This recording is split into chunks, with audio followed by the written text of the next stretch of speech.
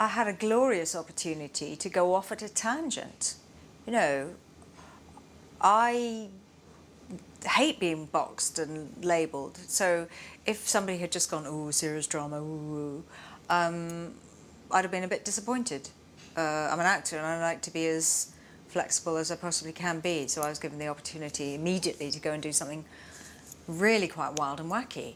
You know, I think I knew that, you know, this was somebody with a lot of power, but far too young really to deal with it.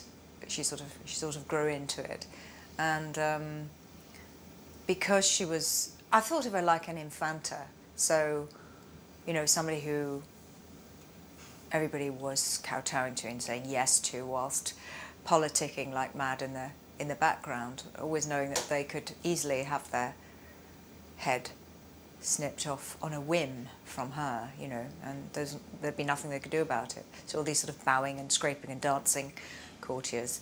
She was obviously somebody who had crushes, because, I mean, let's face it, I don't think she ever did anything of great significance with boys. So I think she had, you know, crushes. It was sort of like the Pony Club and Men in Tights, you know, perfect combo for her. She big, bulbous tights.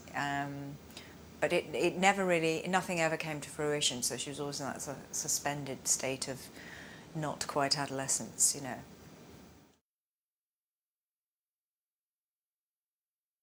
I had a friend at secondary school, and we did have a sort of a language.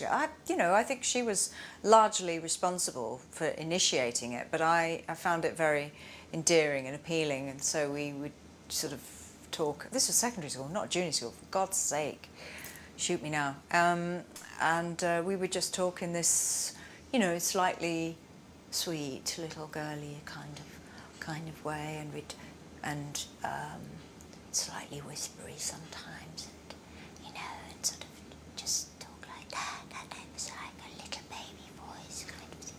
And it's this sort of sense of wonder that I think Elizabeth had. So, you know, that little girl, that little infanta part of her, which was, you know, either directed towards herself, wonder at herself, or wonder at somebody in the court, or wondering in a more general and intellectual way about her empire, you know, because the world was opening up through trade and exploration, and everything was a sense of wonder, was to be celebrated or denigrated in court, you know. So somewhere in my brain, I don't remember thinking those exact thoughts at the time, but it felt right for her, you know, and also allowed her behaviours that, you know, weren't really would otherwise really just be frowned upon, I suppose. You know, she was just...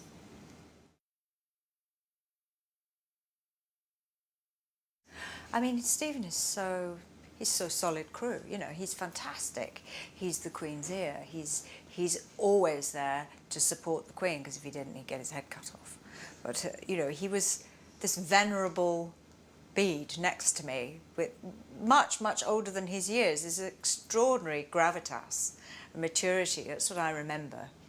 And the height, I remember, his marvellous height.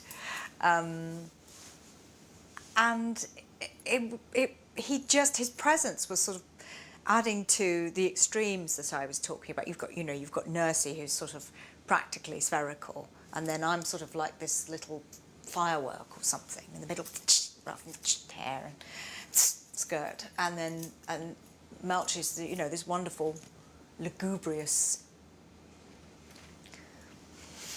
long streak of piss next to me. It's fantastic. No, Percy's the long streak of piss, really, isn't he? But I thought it was wonderful, and it reminded me of his character reminded me a bit of something I used to watch all the time, which was Nog in the Nog. There's Thor Nogson. He reminded me a little bit of Thor Nogson, so I was very taken with him.